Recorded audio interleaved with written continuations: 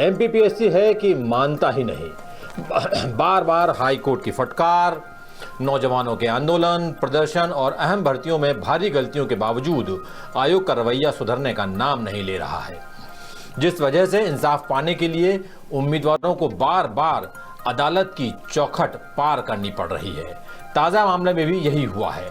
फिलहाल 2025 की राज्य सेवा मुख्य परीक्षा यानी मेंस एग्जाम का केस हाई कोर्ट में चल ही रहा है और अब 2023 की असिस्टेंट प्रोफेसर भर्ती की मेरिट लिस्ट पर भी बड़ा विवाद सामने आ गया है, जिसमें आयोग ने नियमों के विरुद्ध जाकर 100% रिजर्वेशन दे दिया, जिस पर कोर्ट ने एक बार फिर आयोग को जमकर फटकार लगाई और सुधार करने के निर्देश जारी किए।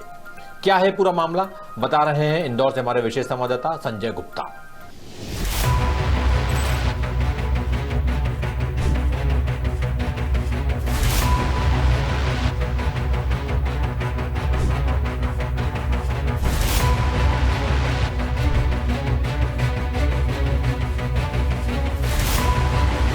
कुछ भी हो जाए हम नहीं सुधरेंगे, इसे मध्य प्रदेश लोक सेवा आयोग यानी एमपीपीएससी का मोटो यानी ध्येय वाक्य बना देना चाहिए, क्योंकि आए दिन किसी न किसी परीक्षा को लेकर कोई न कोई कानूनी विवाद सामने आ रहे हैं।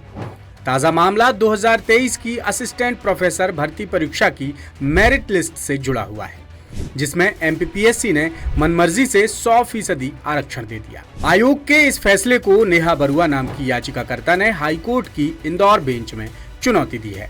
याचिकाकर्ता ने कोर्ट को बताया कि 23 जून 2023 को असिस्टेंट प्रोफेसर रोग निदान भर्ती परीक्षा का विज्ञापन जारी हुआ था। कुल 6 पदों में से 1 पद अनारक्षित, 1 पद एससी, 2 पद एसटी और 2 पद ओबीसी वर्ग के उम्मीदवारों के लिए आरक्षित था।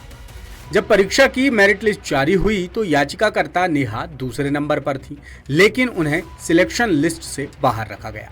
यानी आयोग ने नेहा को अनारक्षित सीट नहीं दी और जबरन 1 सीट खाली छोड़ दी। नेहा ने जब जानकारी मांगी तो आयोग ने बताया कि अनारक्षित कैटेगरी में 1 पद खाली था, जो दिव्यांग कोटे के लिए रिजर्व था, जिसके लिए कोई दिव्यांग उम्मीदवार नहीं आया। इसलिए 14 जून 2016 के सरकारी सर्कुलर के मुताबिक आयोग ने उस पद को कैरी फॉरवर्ड कर दिया, जिस वजह से नेहा को सिलेक्शन लिस्ट में नहीं रखा गया। याचिकाकर्ता ने कोर्ट में कहा कि सुप्रीम कोर्ट के अलग अलग फैसलों के मुताबिक किसी भी परीक्षा में 100% आरक्षण नहीं दिया जा सकता। कुल पदों में से सिर्फ 1 पद अनारक्षित कैटेगरी के लिए था, वो भी दिव्यांग। ऐसे में 100% आरक्षण हो गया, जो सरासर गलत है। साथ ही विज्ञापन में भी जिक्र नहीं था कि अनारक्षित पद को दिव्यांग के लिए आरक्षित रखा जाएगा। याचिका की सुनवाई के दौरान आयोग ने 14 जून 2016 के सर्कुलर का हवाला देकर तर्क दिया कि कोई भी दिव्यांग उम्मीदवार नहीं मिला, इसलिए पद को कैरी फॉरवर्ड कर दिया गया। एमपीपीएससी ने 7 नवंबर 2000 के परीक्षा नियम का भी हवाला देकर कहा कि अनारक्षित सीट में 1 सीट दिव्यांग के लिए रखी गई और दिव्यांग नहीं मिला, इसलिए 2016 के सर्कुलर के मुताबिक कैरी फॉरवर्ड कर दिया गया।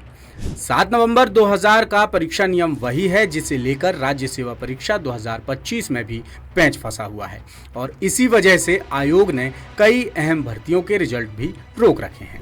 याचिकाकर्ता और एमपीपीएससी की दलीलों को सुनने के बाद जस्टिस सुबोध अभ्यंकर ने कहा कि सुप्रीम कोर्ट के आदेशों के मुताबिक किसी भी परीक्षा में 100% आरक्षण नहीं हो सकता। साथ ही जब दिव्यांग उम्मीदवार नहीं मिला और एक अनारक्षित सीट उपलब्ध है तो सीट खाली रखने का कोई औचित्य नहीं बनता। आखिर में कोर्ट ने याचिका मंजूर कर ली और आयोग समेत सरकार को मुख्य चयन सूची की अनारक्षित कैटेगरी में याचिकाकर्ता नेहा बरुआ का नाम शामिल करने के निर्देश दिए। ये काम 3 हफ्ते में पूरा करना होगा। लेटेस्ट, इन्वेस्टिगेटिव और इन डेप्थ खबरें देखने के लिए ज्वाइन कीजिए द सूत्र का व्हाट्सएप चैनल, सब्सक्राइब कीजिए यूट्यूब चैनल, लाइक कीजिए फेसबुक पेज और पढ़ते रहिए वेबसाइट www.dasudr.com।